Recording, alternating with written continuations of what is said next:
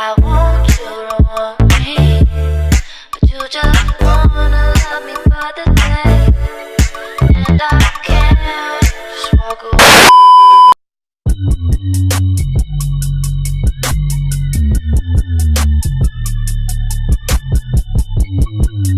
Hi guys, my name is Taylor Mathis. I am a third-year, 5-year MBA major, leadership studies minor from Atlanta, Georgia, and I currently attend Hampton University. At this present time though, I am not at Hampton. I am in Budapest, Hungary. For fall semester 2019, I decided to get a little break from the States, and I had been in Europe since I want to say August 24th. My program AIFS sent us first to London, has taken us to different countries, and then on the weekends I tend to tour Eastern Europe because the flights are really cheap. How has studying abroad changed your perspective on life, the world around you, your career, etc.? It has literally toppled my idea of what I thought life was, switched it around, upside down, all of that, because I'm no longer just surrounded by, I was at a HBCU, black people, or I'm not just only surrounded by Americans. I'm surrounded by everything, everyone. I have met Germans, people from Belgium, France, Italy, Switzerland, Chile, UK, of course UK. I have going to Poland tonight. Like, I'm about to meet Polish people for the first time. Like, this is crazy. And to just see these places like firsthand, not to just read a textbook, like to actually be on the Auschwitz concentration camp. This is like, it's crazy. I'm very passionate about this because prior to coming, you're basically reading on other countries from a textbook made by an American. Are you really learning? You're not. When you step foot on these countries, you actually realize, like, wow, they take that very sacredly, or wow, that's actually very offensive to them. Like, you should not do that, or wow, they think like that. That's great. I like how they think like that. Like, I'm learning different perspectives of people. I met even a Russian. I have. And just seeing like what he had to go through to just study abroad, and he's very independent, rightfully so, with the culture. And then meeting someone from Chile, just like, wow, like what, like, okay, that's great. And then Middle Eastern, hearing about everything they're going through, it's just crazy to hear from the mouth of a reasonable and vital source. Like, wow, like you're going through all of that, or wow, you did all of that, or wow, you think like that. And you just take pieces and bits from different people and like implement that into your life to allow you to be molded into a more cultured person. Because people can say they're cultured, but you're not really cultured unless you really put yourself out there into uncomfortable situations, i.e. studying abroad, or i.e. having the sticky conversations with other people from different cultures. It works. You learn something new, something that the news didn't alter, something that was filtered out before they actually gave you the real news, things of that nature. With my career, I do have to say that as soon as I said I was studying abroad, it's like, wow, you're studying abroad. Let's just have a whole interview about your whole study abroad experience. And of course, when you talk about something you're actually going through while going through it, it's easy. It's easy conversations. It's easy to get the internship offer. It's easy. Easier, I should say. As a black woman, what would you say is your greatest challenge and success story from studying abroad? Understanding that people might think they know what a black woman is, but they don't know. They don't.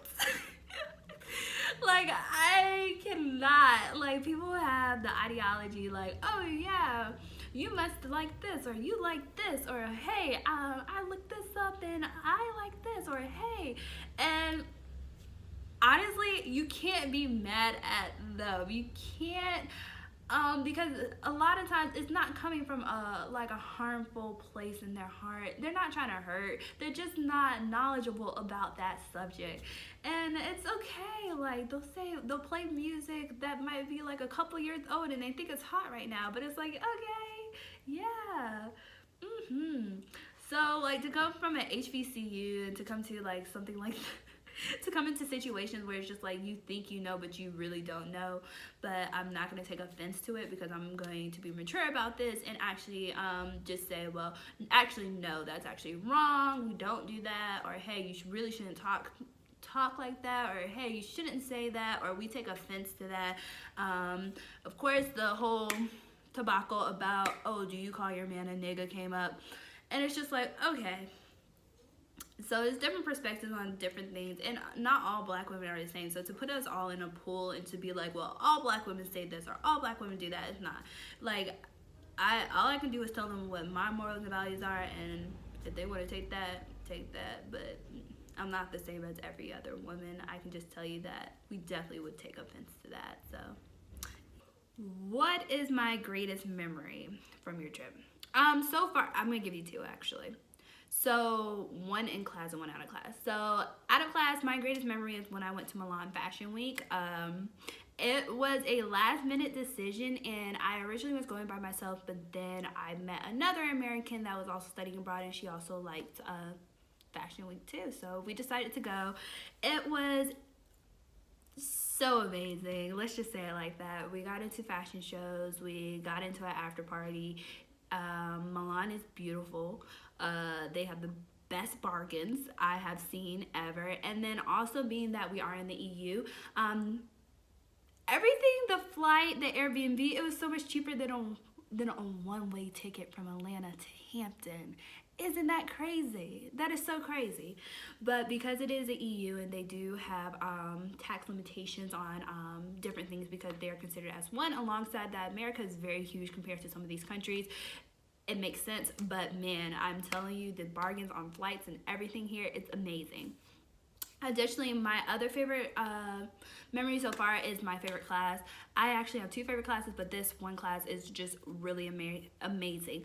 So it's called International Debate. I really love this class because it showcases why people should study abroad, honestly. This class is a melting pot. I have people from Germany, I have people from Chile, I have people from Belgium, Switzerland, American, let's see, Italy. I'm trying to think of the class roster, UK. And we debate on serious topics. Like we have the Syrian civil war, North Korea, nuclear crisis, things of that nature. And we debate and we pretend to be other countries. I love it. What is a piece of advice that you can give to an aspiring black student who wishes to study abroad?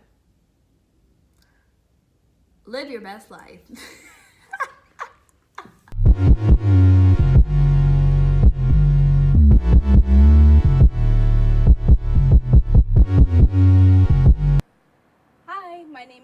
Cummins. I am a third-year strategic communication major, cinema studies minor from Elkridge, Maryland. And last June, I had the opportunity to study abroad in Montreal, Canada, where I wrote and directed my first short film, Free Dirt. So Free Dirt is a 7-minute short film about a girl named Kit Jones who discovers that her family is threatened by eviction.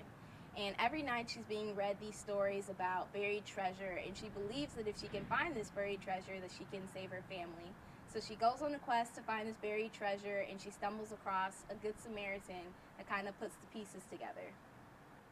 Studying abroad has changed my perspective just by kind of enlightening me to the fact that the world is such a big place. There are so many opportunities, amazing people to meet, cultures, and just kind of broke me out of the Hampton bubble. Before I studied abroad, the only thing I knew about Montreal was that it was similar to Paris. It's somewhere I've always wanted to go, and I knew that it was very heavily like European influence, so I would definitely observe that, have the opportunity to speak some French, and so that was mostly what I knew about Montreal before I went.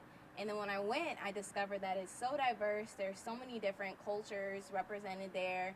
There's so many places to buy food from countries all over the world. It's a really beautifully diverse place.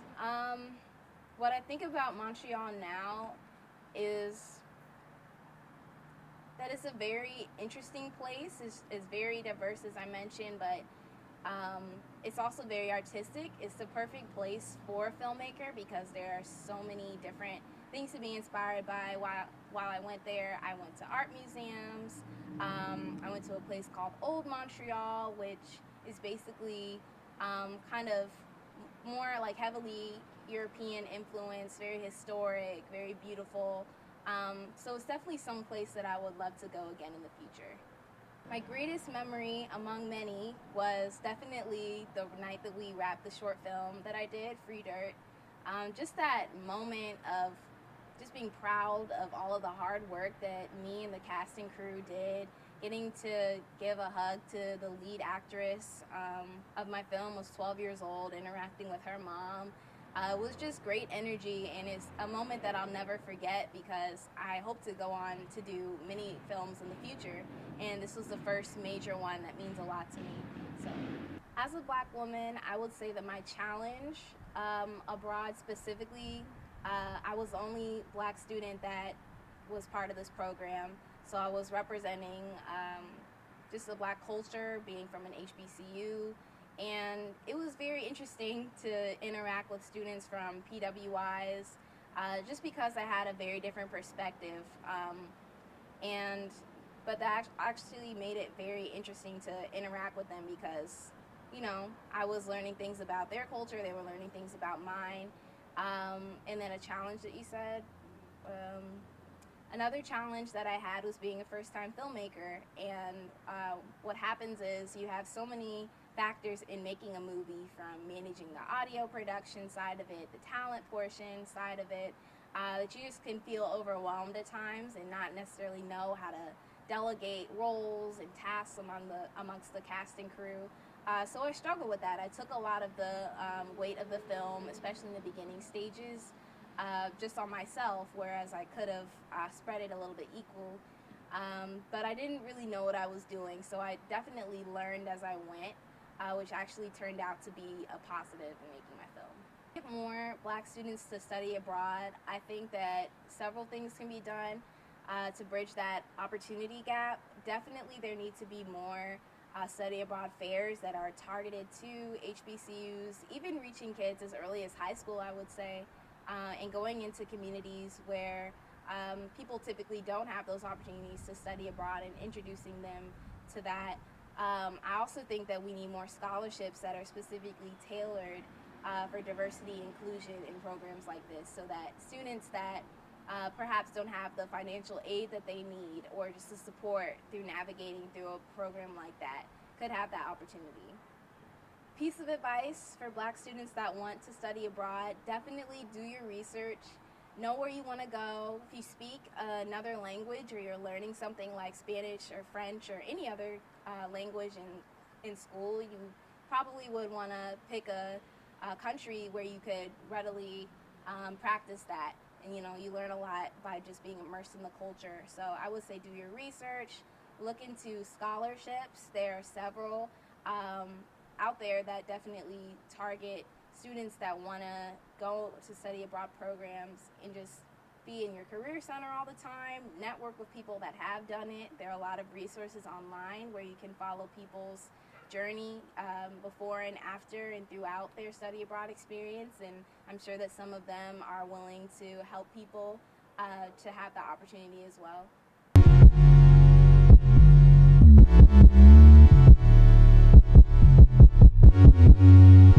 Hi everyone, my name is Miracle Bailey. I am a junior strategic communications major, marketing minor from Detroit, Michigan. This summer, I was blessed with the opportunity to study abroad twice. Yes, twice.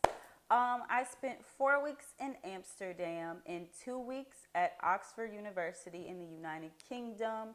I also had the opportunity to travel to Belgium, Antwerp in Belgium, one weekend, and I also traveled to London twice. I also visited Rotterdam and Zwolle and Zandvoort and a couple of other cities in the Netherlands. Studying abroad really changed my perspective on the world, because now I don't look at things from a domestic level.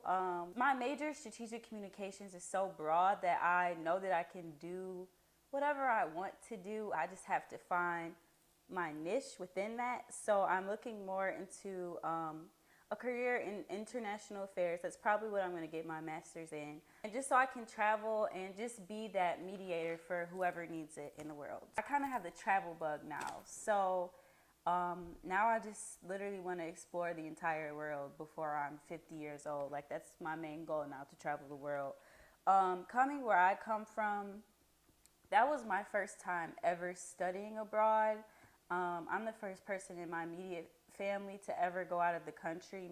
And I just know, just from talking to my little cousins and seeing how they look up to me, I'm that role model that my family needs to be able to go out and chase their dreams, because if I can do it, they can too.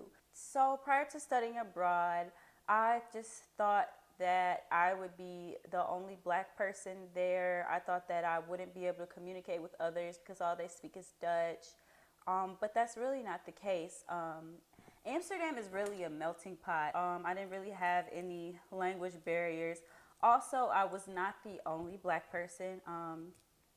I was blessed with the opportunity to connect with this lady that I met. She is the founder of this Facebook collective group called Black Women in Amsterdam, and they host different meetups, and they post like different information in there if people need a place to stay or volunteer work. So through Black Women in Amsterdam, I was able to volunteer at this Afrobeats music festival. It was called Jam Rock, and it was just really amazing. Like, my friend and I, we volunteered for the first 4 hours, and then we were just free to roam throughout this festival the entire time. And when I tell you, it was one of the best experiences in my entire life. Like, I had so much fun. My greatest memory from my trip in Amsterdam would have to be all of the excursions that we went on and all of the different walking tours that we took, because I'm a history geek and I just love learning about the city that I'm in, or just learning different facts. So when I was in Amsterdam, this wasn't a part of the walking tour, but when I was in Amsterdam, I had the opportunity to visit the Anne Frank house, and I wasn't able to take a lot of video in there. Like, it was a requirement for us not to take videos, but it was just amazing to see where Anne Frank literally lived for those 2 years before she died, and I was just literally so speechless. My greatest memory in Oxford would have to be, I studied in Oxford with the Institute for the Study of Global Anti-Semitism and Policy, and I would have to say my greatest memory from that trip was just meeting all of these different people from various walks of life. Like, most people had PhDs, and I'm just this little junior in college with not even a degree yet, and I'm sitting here learning all of this information just as much as people with PhDs, and we're all taking in the same information. So that just inspired me to just keep doing what I'm doing, keep learning in school, so that I can get to that level to teach other people about anti-Semitism or any topic at all.